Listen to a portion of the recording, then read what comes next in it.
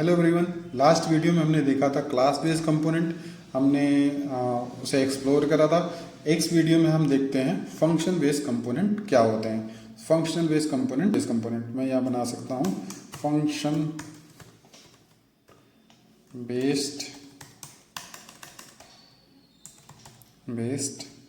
Component. ठीक है, इसका भी नाम वैसे ही देंगे जैसे उसमें देते थे, पहला लेटर कैपिटल से देंगे और यहाँ पे फंक्शन बेस्ड कंपोनेंट मेरा क्रिएट हो जाएगा। फंक्शन बेस्ड कंपोनेंट क्रिएट हो जाएगा। अब जो मेरा पहला काम होगा, मैं क्या कर सकता हूँ, यहाँ पे मैं जो मुझे रिक्वायरमेंट है वो मैं यहाँ पे इंपोर्ट कर सकता हूँ। इंपोर्ट एक मैं यहाँ पे यूज स्टेट इंपोर्ट कर ले रहा हूँ। यूज स्टेट आप अभी के लिए समझ सकते हो कि स्टेट वेरिएबल होता है जो वेरिएबल का स्टेट यहाँ पे स्टोर करता है। मैं उसको अभी आगे आपको बता दूंगा क्या क्या होता है। यूज स्टेट एक हुक होता है जो स्टेट वेरिएबल स्टोर करता है। आगे हम देखेंगे उसको with example and with proper example. Okay, so मैंने यहाँ पे कंपोनेंट बना दिया।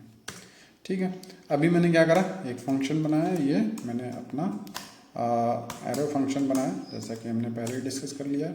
अब एरो फंक्शन ही हम बनाते रहेंगे। एरो फंक्शन जो हो गया, ठीक है, और मैं इसको एक्सपोर्ट डिफ़ॉल्ट कर देता हूँ। डिफ़ॉल्ट ये मेरा फंक्शन कंपोनेंट डिफ़ॉल्ट में एक्सपोर्ट हो जाएगा। ठीक है, तो अभी मैंने क्या करा, एक यूज स्टेट बनाया और एक फंक्शन बेस्ड कंपोनेंट अभी डिक्लेयर ही करा। एरो फंक्शन के थ्रू इसको डिक्लेयर कर दिया, इसको यहाँ पे इंपोर्ट कर दिया, डिफ़ॉल्ट में इंपोर्ट कर दिया। आप जब भी फंक्शन बेस्ड कंपोनेंट बनाना तो ये नाम याद रखना, पहला लेटर कैपिटल से होना चाहिए। ठीक है, अब यहाँ पे आपको क्या करना है, एक रिटर्न मेथड होगा। रिटर्न मेथड में आपका JSX रिटर्न होगा। ठीक है, रिटर्न में आपका JSX रिटर्न होगा। ठीक है, मैं इसे डिव में ले लेता हूँ अभी, डिव, और इसे भी डिव लिख देता हूँ। ठीक है, और ये मेरा क्या कह रहा है, पी पैराग्राफ ले लेता हूँ, पैराग्राफ पी दिस। ओके, यहाँ पर मैं कर देता हूँ दिस इज फंक्शन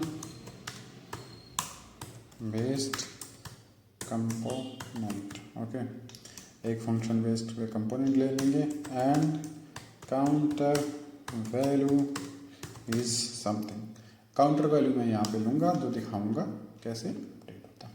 ठीक, अब यहाँ पे मैंने कॉन्स्ट ले लिया। कॉन्स्ट में मैंने यहाँ पे लिख लिया काउंट वैल्यू। ठीक है, काउंट वैल्यू और सेट काउंट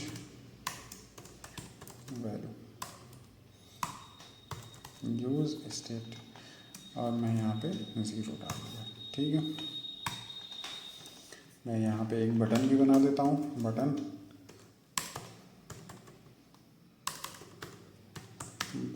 ऑन क्लिक। ठीक है, ऑन क्लिक में हमें करना क्या है, ऑन क्लिक पे मेरा फंक्शन यहाँ पे कॉल होगा। फंक्शन में क्या कॉल होगा, फंक्शन में मेरा सेट वैल्यू को इंपोर्ट मैं जो है इंक्रीमेंट करूँगा। ठीक है, एक चीज़ यहाँ पे दिखा देता हूँ। ठीक है, अब आपको ये लग रहा होगा कि मैंने यहाँ पे ये ऐसे क्यों लिखा, कि अगर मैं यहाँ पे डायरेक्ट लिख देता हूँ सेट काउंटर, ठीक है, ऐसे कर देता हूँ सेट काउंटर, तो ये इसका रेफरेंस होगा, जो कि हमने डिस्कस करा था रेफरेंस क्या होता है और फंक्शन एग्जीक्यूशन क्या होगा। तो वो उसका रेफरेंस होगा। हमें वो रेफरेंस नहीं बिल्ड करना, हमें उसको एग्जीक्यूट करना है जब ये फंक्शन एग्जीक्यूट होगा। ठीक है, तो ये फंक्शन एग्जीक्यूट होने के लिए हमें एक फंक्शन के अंदर फंक्शन बनाना पड़ता है और यहाँ पे लिखना पड़ेगा। अब इसके अंदर क्या होगा, इसके अंदर होगा जो उसकी प्रीवियस वैल्यू है उसको प्रीवियस को प्री प्लस 1 कर देगा। ठीक है, प्री प्लस 1 कर देगा, और यहाँ पे काउंटर की वैल्यू दिखा देते हैं। ठीक है, इतना काम हो गया मेरा। अब इसको मैं क्या करूँगा, अपने app.js में इंपोर्ट कर लूँगा। ठीक है, चलो जी, यहाँ पे मैं इंपोर्ट कर देता हूँ इसको, इंपोर्ट फंक्शन बेस्ड कंपोनेंट। ये ऑटो ले लिया और यहाँ पे आ गया। ठीक है, अब यहाँ पे मैं कंडीशनल रेंडरिंग अपना फंक्शन बेस्ड कंपोनेंट लगा देता हूँ। ठीक, कोई बात नहीं। अब आप देखोगे तो मेरा आउटपुट अभी यहाँ पे okay, why my output is not here, 12 है, लेस देन 12 होगा तो फंक्शन बेस कंपोनेंट रेंडर होगा, और फंक्शन बेस कंपोनेंट मैंने एक्सपोर्ट डॉट जेएस कर दिया। ठीक है, ठीक, why my function component is not here, okay okay, आ गया फंक्शन बेस कंपोनेंट। बटन का नाम नहीं दिया मैंने, इसलिए बटन का यहाँ पे नहीं आ रहा है, इंक्रीमेंट। ठीक, तो अब देखोगे फंक्शन बेस जो कंपोनेंट है वो कंपोनेंट मेरा केवल इतना सा एक डिव, एक पैराग्राफ है जो ये कह रहा है कि this is function base component, एक काउंटर शो कर रहा है। ठीक ठीक, एक काउंटर यहाँ पे शो हो रहा है, और उस काउंटर में एक वैल्यू है जिसको मैं यहाँ पे इंक्रीमेंट करूँगा, बाय क्लिकिंग वो इंक्रीमेंट होगा, MENT। चलो मैंने यहाँ पे स्पेलिंग गलत दी थी, इंक्रीमेंट होगा। ठीक है, तो वो इंक्रीमेंट होगा, पर मैं मेरा ऑब्जेक्टिव क्या है यहाँ पे मेरा ऑब्जेक्टिव ये है कि मैं आपको दिखाऊं कि फंक्शन जो मेरा लाइफ साइकिल है, कंपोनेंट का लाइफ साइकिल है, वो फंक्शन बेस कंपोनेंट में कैसे इंक्रीमेंट होता है। तो अभी क्या होगा, मेरा कंपोनेंट इनिशियलाइजेशन हो गया था, और जब मैंने अपना वेब लोड करा तो यहाँ पे वो कंपोनेंट माउंट हो गया, मतलब ऑटो माउंट होके दिख रहा है, मतलब वो कंडीशन सेटिस्फाइड हुआ और ये कंपोनेंट माउंट हो गया, मतलब यहाँ पे दिख रहा है। अब मैं इस कंपोनेंट में इसकी स्टेट चेंज कर रहा हूँ, इसकी वैल्यू चेंज कर रहा हूँ। ठीक है, इंक्रीमेंट हो रहा, तो यहाँ पे देखोगे ये इंक्रीमेंट हो रहा है, इसका स्टेट चेंज हो रहा है ना, 1 by 1 इसका स्टेट चेंज हो रहा है। तो ये माउंटिंग में आपका अपडेशन हो गया, ये फेज अभी इस अपडेशन में।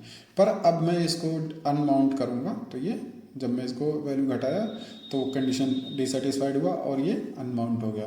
तो इस तरह से मेरा फंक्शनल कंपोनेंट भी चारों फेज को सेटिस्फाइड कर गया। ठीक है, तो ये था मेरा फंक्शन बेस कंपोनेंट। मोस्टली हम फंक्शन बेस कंपोनेंट को ही फॉलो करेंगे।